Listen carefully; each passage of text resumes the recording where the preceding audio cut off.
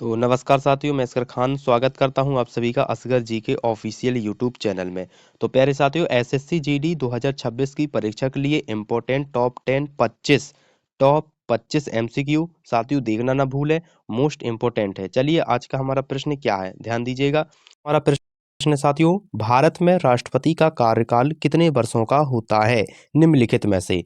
तो प्यारे साथियों, जो भारत में राष्ट्रपति का कार्यकाल है वो कितने वर्षों का होता है, तो 5 वर्षों का होता है, यानी कि ऑप्शन बी इसका राइट आंसर हो जाएगा। ठीक है, भारत के राष्ट्रपति का जो कार्यकाल है साथियों वो कितने वर्षों का होता है, तो 5 वर्ष का होता है, यानी कि ऑप्शन बी इसका राइट आंसर हो जाएगा। ठीक है, तो भारतीय संविधान के अनुच्छेद 56 के अनुसार, ठीक है, राष्ट्रपति का कार्यकाल 5 वर्ष का होता है। कार्यकाल समाप्त होने के बाद भी नया राष्ट्रपति पद ग्रहण न करे तब तक वर्तमान राष्ट्रपति पद पर बना रहता है, यानी कि 5 वर्ष का होता है। कार्यकाल समाप्त होने के बाद भी नया राष्ट्रपति पद ग्रहण न करे तब तक वर्तमान राष्ट्रपति पद पर बना रहता है।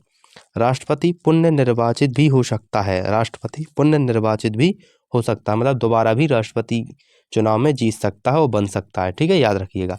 चलिए, अगला प्रश्न हमारा क्या है, ध्यान दीजिएगा। अगला प्रश्न हमारा, संविधान के किस भाग में मौलिक अधिकार दिए गए हैं निम्नलिखित में से। तो प्यारे साथियों, संविधान के किस भाग में मौलिक अधिकार दिए गए हैं, तो ऑप्शन बी, यानी कि भाग 3 में, यानी कि संविधान के भाग 3 में मौलिक अधिकार दिए गए हैं। ठीक है, ऑप्शन बी इसका राइट आंसर हो जाएगा। ठीक है साथियों, तो मौलिक अधिकार भारतीय संविधान के भाग 3 में अनुच्छेद 12 से 35 में वर्णित है। ये नागरिकों को स्वतंत्रता, समानता, धार्मिक स्वतंत्रता और संवैधानिक उपचार का अधिकार प्रदान करते हैं। ऑप्शन बी इसका राइट आंसर हो जाएगा। ठीक है, चलिए अगला प्रश्न हमारा क्या साथियों, ध्यान दीजिएगा। अगला प्रश्न साथियों, संसद की संयुक्त बैठक का प्रावधान किस अनुच्छेद में है निम्नलिखित में से। तो साथियों, संसद की जो संयुक्त बैठक का प्रावधान है वो किस अनुच्छेद में साथियों, तो 108 में, किस में है, 108 में अनुच्छेद में। ठीक है, यानी कि ऑप्शन सी इसका राइट आंसर हो जाएगा। संसद की जो संयुक्त बैठक का प्रावधान है वो किस अनुच्छेद में है, तो 108 में। ठीक है, अनुच्छेद 108 संसद के संयुक्त सत्र का प्रावधान है करता है, जबकि किसी सामान्य विधेयक पर लोकसभा और राज्यसभा में मतभेद हो जाता है तब राष्ट्रपति संयुक्त सत्र बुला सकता है। संसद की जो संयुक्त बैठक का प्रावधान है वो किस अनुच्छेद में है, तो 108 अनुच्छेद में है। ठीक है, अनुच्छेद 108 में है, संसद के संयुक्त सत्र का प्रावधान करता है, जब किसी समान विधेयक पर लोकसभा और राज्यसभा में मतभेद हो जाता है तब राष्ट्रपति संयुक्त सत्र बुला सकता है। ठीक है, याद रखिएगा, ऑप्शन सी इसका राइट आंसर हो जाएगा। अगला प्रश्न हमारा क्या है, ध्यान दीजिएगा।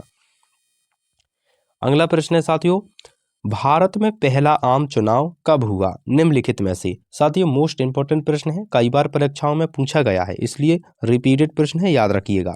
तो भारत में जो पहला आम चुनाव हुआ था साथियों वो कब हुआ था, तो 1951 से 52 में हुआ था। ठीक है, यानी कि ऑप्शन डी इसका राइट आंसर हो जाएगा। भारत में जो पहला आम चुनाव हुआ साथियों वो हुआ था 1951 से 52 में हुआ था। ठीक है, यह विश्व का सबसे बड़ा लोकतांत्रिक चुनाव था। क्या था, यह विश्व का सबसे बड़ा लोकतांत्रिक चुनाव था, जिसने भारत में लोकतंत्र की नींव को मजबूत किया, जिसने भारत में लोकतंत्र की नींव को मजबूत किया था। ठीक है, याद रखिएगा। चलिए अगला प्रश्न हमारा क्या है, ध्यान दीजिएगा। अगला प्रश्न हमारा साथियों, भारत का संवैधानिक प्रमुख कौन होता है निम्नलिखित में से। तो साथियों, भारत का जो संवैधानिक प्रमुख है वो कौन होता है, तो राष्ट्रपति होता है, यानी कि ऑप्शन बी इसका राइट आंसर हो जाएगा। भारत का जो संवैधानिक प्रमुख होता है वो कौन होता है, तो राष्ट्रपति को भारत का संवैधानिक प्रमुख माना जाता है। ठीक है, भारत का जो संवैधानिक प्रमुख है वो राष्ट्रपति होता है। कार्यकारी शक्तियां मंत्रिपरिषद के पास होती हैं, और लेकिन सभी कार्य राष्ट्रपति के नाम पर किए जाते हैं। ठीक है, याद रखिएगा, मोस्ट इंपोर्टेंट प्रश्न है। चलिए अगला प्रश्न हमारा क्या है, ध्यान दीजिएगा। अगला प्रश्न साथियों, प्रधानमंत्री की नियुक्ति कौन कराता है निम्नलिखित में से। तो साथियों, जो प्रधानमंत्री की जो नियुक्ति है वो कौन कराता है, तो साथियों राष्ट्रपति कराते हैं। प्रधानमंत्री की नियुक्ति कौन कराता है, तो राष्ट्रपति, यानी कि ऑप्शन सी इसका राइट आंसर हो जाएगा। प्रधानमंत्री की नियुक्ति कौन कराता है? तो राष्ट्रपति कराते हैं, यानी कि ऑप्शन सी इसका राइट आंसर हो जाएगा। ठीक है, तो प्रधानमंत्री की नियुक्ति राष्ट्रपति करता है, जबकि सामान्यतः लोकसभा में बहुमत प्राप्त दल के नेताओं को प्रधानमंत्री नियुक्त किया जाता है। ठीक है, चलिए अगला प्रश्न हमारा क्या है, ध्यान दीजिएगा। अगला प्रश्न है साथियों,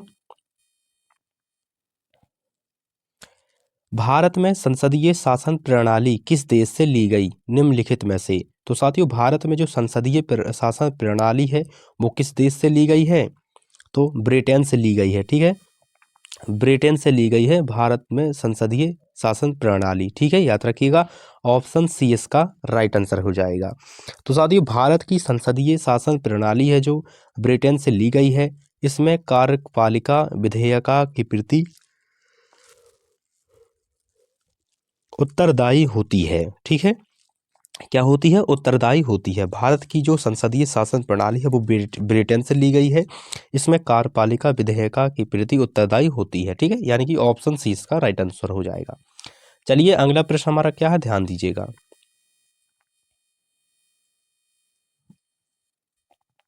मौलिक अधिकारों की रक्षा हेतु सीधे सर्वोच्च न्यायालय जाने का अधिकार किस अनुच्छेद में है निम्नलिखित में से?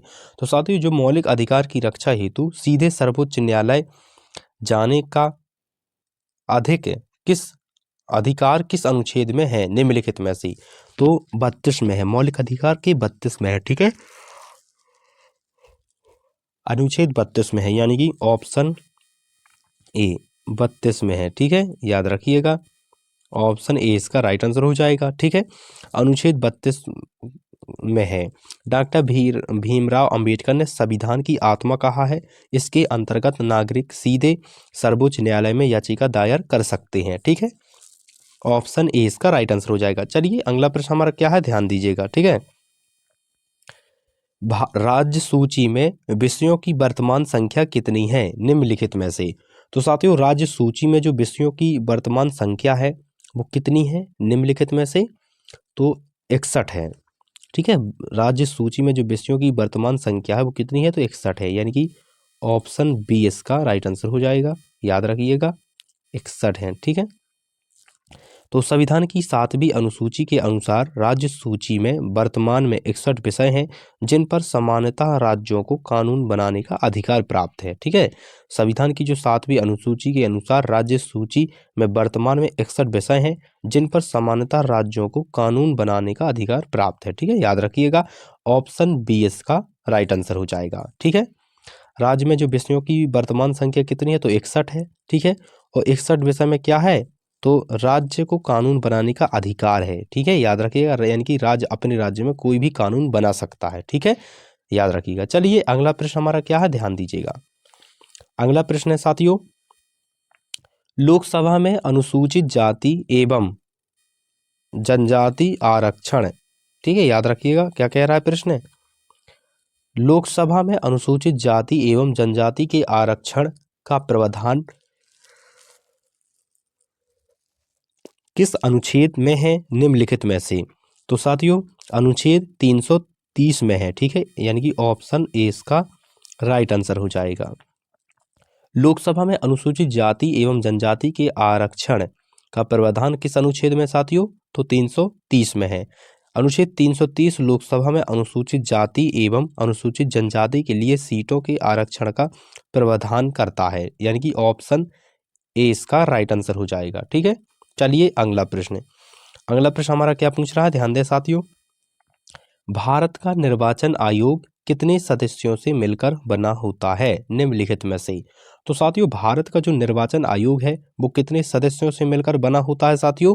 तो 3 सदस्यों से मिलकर बना होता है, यानी कि ऑप्शन सी इसका राइट आंसर हो जाएगा। ठीक है, तो भारतीय निर्वाचन आयोग में एक मुख्य निर्वाचन आयुक्त है, 2 निर्वाचन आयुक्त होते हैं। यह संस्था स्वतंत्रता एवं निष्पक्षता चुनाव कराने के लिए उत्तरदायी होती है। क्या है? तो भारत का जो निर्वाचन आयोग कितने सदस्यों से मिलकर बनना होता है साथियों? तो 3 सदस्यों से मिलकर बना होता है। ठीक है, तो भारतीय जो निर्वाचन आयोग में एक मुख्य बिंदु निर्वाचन आयुक्त और 2 निर्वाचन आयुक्त होते हैं। यह संस्था स्वतंत्रता एवं निष्पक्षता चुनाव कराने के लिए उत्तरदायी होती है। ठीक है, चलिए अगला प्रश्न। अगला प्रश्न हमारा क्या है साथियों, ध्यान दीजिएगा, मोस्ट इंपोर्टेंट प्रश्न है, ध्यान दें साथियों। राज्य का वास्तविक कार्यकारी प्रमुख कौन होता है निम्नलिखित में से? तो प्यारे साथियों, राज्य का जो वास्तविक कार्यकारी है वो प्रमुख कौन होता है? तो मुख्यमंत्री होता है। ठीक है, यानी कि ऑप्शन बी इसका राइट आंसर हो जाएगा, मुख्यमंत्री। राज्य का जो वास्तविक कार्यकारी है वो प्रमुख कौन होता है? तो मुख्यमंत्री जी होते हैं, याद रखिएगा। ठीक है, तो मुख्यमंत्री राज्य का वास्तविक कार्यकारी प्रमुख होता है, मतलब हेड होता है। यह राज्यपाल केवल संवैधानिक प्रमुख होता है, यानी कि जो राज्य में मुख्यमंत्री एक प्रधानमंत्री की तरह कार्य करता है, एक मतलब उसका वो हेड होता है राज्य का। ठीक है, जो चीफ मिनिस्टर। और जो राज्यपाल होते हैं वो राष्ट्रपति के समान ही कार्य करते हैं, यानी कि उन्हें शक्तियाँ तो होती हैं लेकिन डायरेक्ट शासन नहीं चला सकते भी। ठीक है, यानी कि राष्ट्रपति जैसा ही कार्य भी करते हैं। वे संवैधानिक कानून का भी याद रखते हैं कि कोई संवैधानिक गड़बड़ी तो नहीं कर रहे हैं, मतलब ऐसे उनका एक कार्य होता है। और जो चीफ मिनिस्टर होता है वो राज्य का एक प्रधान होता है, मतलब एक हेड होता है। ठीक है, चलिए अगला प्रश्न हमारा क्या है, ध्यान दें। अगला प्रश्न ध्यान दें साथियों, भारतीय संविधान में कितने प्रकार के आपातकाल का प्रावधान है निम्नलिखित में से? तो साथियों, भारतीय संविधान में कितने प्रकार के आपातकाल का प्रावधान है साथियों? तो 3 प्रकार के। ठीक है, 3 प्रकार के। भारतीय संविधान में कितने प्रकार के आपातकाल का प्रावधान है? तो 3 प्रकार के। ऑप्शन सी इसका राइट आंसर हो जाएगा। तो साथियों, संविधान में 3 प्रकार के आपातकाल हैं।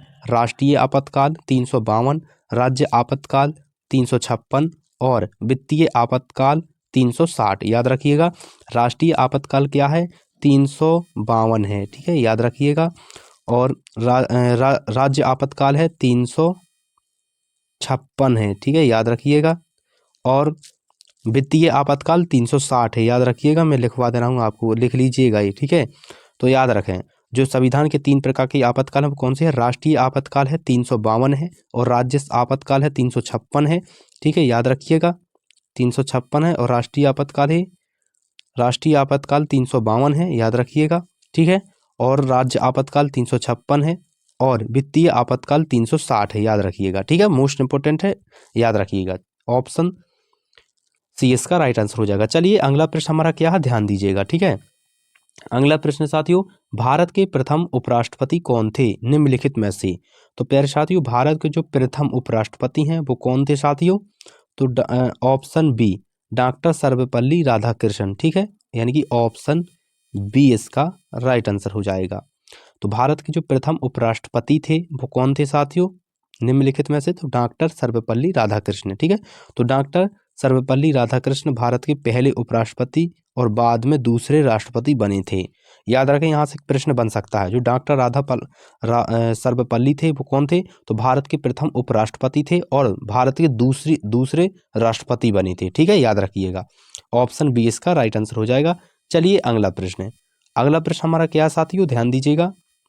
राज्यपाल में राष्ट्रपति द्वारा कितने सदस्य मनोनीत किए जाते हैं निम्नलिखित में से? तो साथियों, राज्य में जो राष्ट्रपति हैं, राष्ट्रपति द्वारा कितने सदस्य मनोनीत किए जाते हैं निम्नलिखित में से? तो 12। कितने मनोनीत किए जाते हैं? तो 12। ठीक है, याद रखिएगा, ऑप्शन सी इसका राइट आंसर हो जाएगा। 12 मनोनीत किए जाते हैं राष्ट्रपति द्वारा। ठीक है, तो राष्ट्रपति कला, साहित्य, विज्ञान और समाज सेवा के क्षेत्र से 12 सदस्यों को राज्यसभा में मनोनीत करता है। ठीक है, याद रखिएगा, यानी कि ऑप्शन सी इसका राइट आंसर हो जाएगा।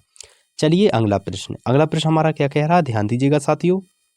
निम्नलिखित में से भारतीय संविधान कब लागू हुआ? मोस्ट इंपोर्टेंट प्रश्न है साथियों, आपकी परीक्षा में कई बार रिपीटेड प्रश्न है, पूछा जाता है, याद रखिएगा। तो साथियों, भारतीय संविधान कब लागू हुआ निम्नलिखित में से? तो 26 जनवरी 1950, यानी कि ऑप्शन सी इसका राइट आंसर हो जाएगा। ठीक है, भारतीय संविधान कब लागू हुआ था साथियों? तो 26 जनवरी 1950 को हुआ था, याद रखिएगा। ठीक है, भारतीय संविधान 26 जनवरी 1950 को लागू हुआ, जिसे गणतंत्र दिवस के रूप में मनाया गया। जो पहला भारतीय संविधान वो जो पहली 26 जनवरी मनाई गई वो कब मनाई गई? तो 26 जनवरी 1950 को। ठीक है, क्यों मनाई जाती है? तो भारतीय संविधान लागू हुआ था 26 जनवरी 1950 को। ठीक है, जिसे गणतंत्र दिवस के रूप में मनाया जाता है, याद रखिएगा, ऑप्शन सी इसका राइट आंसर हो जाएगा। चलिए अगला प्रश्न हमारा क्या है साथियों, ध्यान दीजिएगा। अगला प्रश्न है साथियों हमारा, भारत में भारत का सर्वोच्च कानून कौन सा है निम्नलिखित में से? तो साथियों भारत का जो सर्वोच्च कानून है वो कौन सा साथियों? तो संविधान है। ठीक है, याद रखिएगा, सर्वोच्च कानून संविधान है। ऑप्शन सी इसका राइट आंसर हो जाएगा।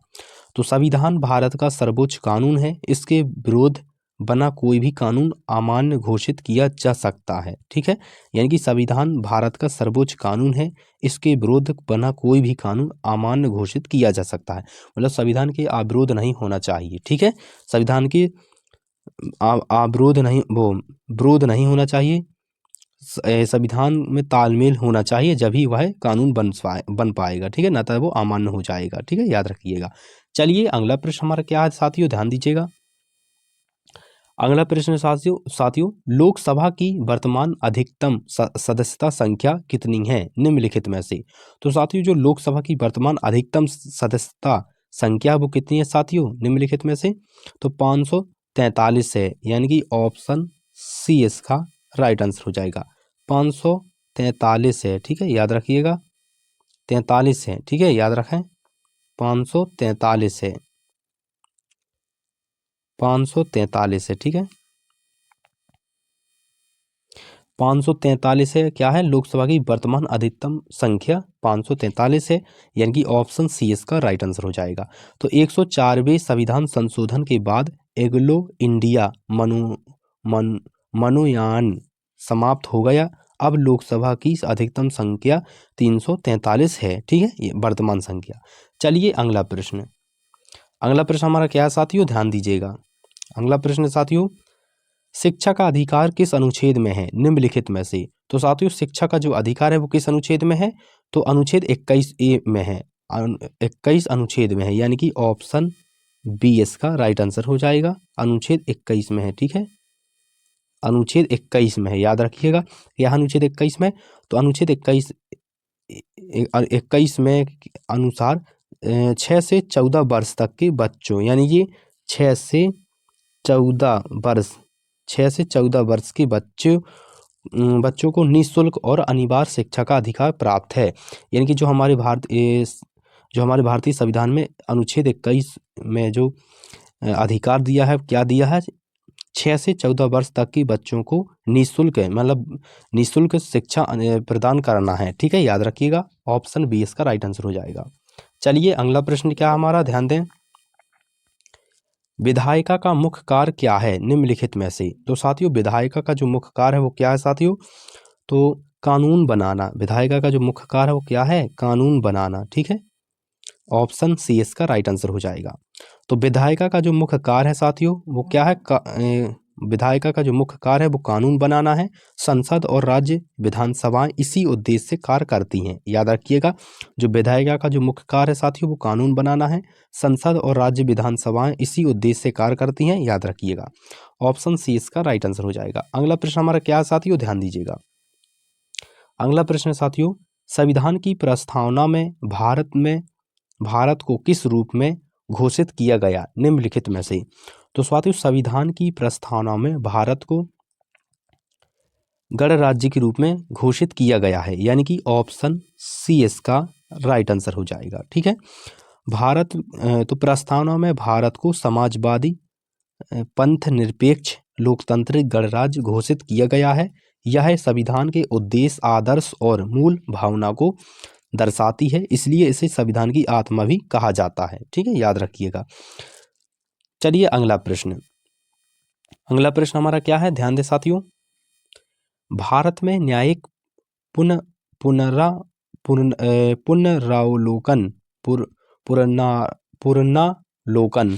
पुनरावलोकन की शक्ति किसे प्राप्त है निम्नलिखित में से? तो साथियों भारत में न्यायिक पुनर्लोकन की शक्ति पुनरावलोकन की शक्ति किसे प्राप्त है निम्नलिखित में से? तो साथियों न्यायपालिका को है, यानी कि ऑप्शन सी इसका राइट आंसर हो जाएगा। भारत में न्याय पुनरावलोकन की जो शक्ति है किसे प्राप्त है? तो न्यायपालिका को, यानी कि ऑप्शन सी इसका राइट आंसर हो जाएगा। न्यायिक पुनरावलोकन की शक्ति न्यायपालिका को प्राप्त है। इसके अंतर्गत सर्वोच्च न्यायालय और उच्च न्यायालय असंवैधानिक कानूनों पर कार्य को निरस्त कर सकते हैं। ठीक है, याद रखिएगा। चलिए अगला प्रश्न, अगला प्रश्न हमारा क्या है साथियों, ध्यान दीजिएगा। भारत में पहली बार राष्ट्रपति शासन किस राज्य में लगाया गया था निम्नलिखित में से? तो साथियों, भारत में पहली बार राष्ट्रपति शासन किस राज्य में लगाया गया था? तो केरल में, यानी कि ऑप्शन बी इसका राइट आंसर हो जाएगा। याद रखिएगा, भारत में जो पहली बार राष्ट्रपति शासन लगाया गया था वो किस राज्य में लगाया गया था? तो केरल में, यानी कि ऑप्शन बी इसका राइट आंसर हो जाएगा। तो भारत में पहली बार 1959 में केरल राज्य, यानी कि 1959 में केरल में राज्य में राष्ट्रपति शासन लगाया गया था। यह अनुच्छेद 356 के अंतर्गत लगाया गया था। अनुच्छेद कितने में? 356। याद रखिएगा, 356 के तहत लगाया गया था। अनुच्छेद ए से याद रखिएगा, अनुच्छेद 356 में लगाया गया था। किस राज्य में? तो केरल राज्य में। ठीक है, याद रखिएगा, केरल राज्य में लगाया गया था। ठीक है, चलिए अगला प्रश्न हमारा क्या है साथियों, ध्यान दीजिएगा। वर्तमान में भारतीय संविधान में कुल कितने भाग हैं निम्नलिखित में से? तो साथियों, वर्तमान में भारतीय संविधान में कुल कितने भाग हैं साथियों?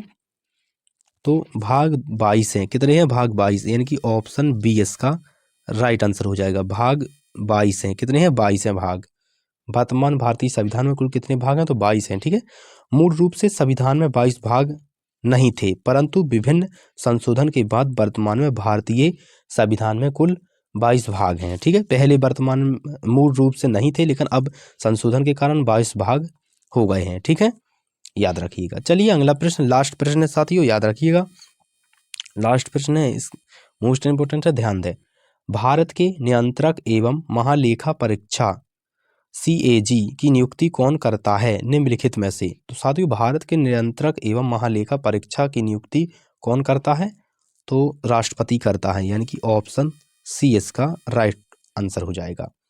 तो CAG की नियुक्ति राष्ट्रपति करता है। यह भारत सरकार के राजस्व और व्यवसाय की लेखा परीक्षा करता है और वित्तीय जवाबदेही सुनिश्चित कराता है। ठीक है साथियों, ये थे मोस्ट इंपोर्टेंट SSC GD 2026 की परीक्षा के लिए पॉलिटी के टॉप 25 MCQ क्वेश्चन जो आपकी परीक्षाओं में बार बार पूछे जाते हैं। साथियों, आज का सेशन अच्छा लगा हो तो वीडियो को लाइक कर दीजिएगा, चैनल को सब्सक्राइब कर लें और अपने दोस्तों के साथ शेयर कर दें। और साथियों, हमारे चैनल से जुड़े रहिएगा।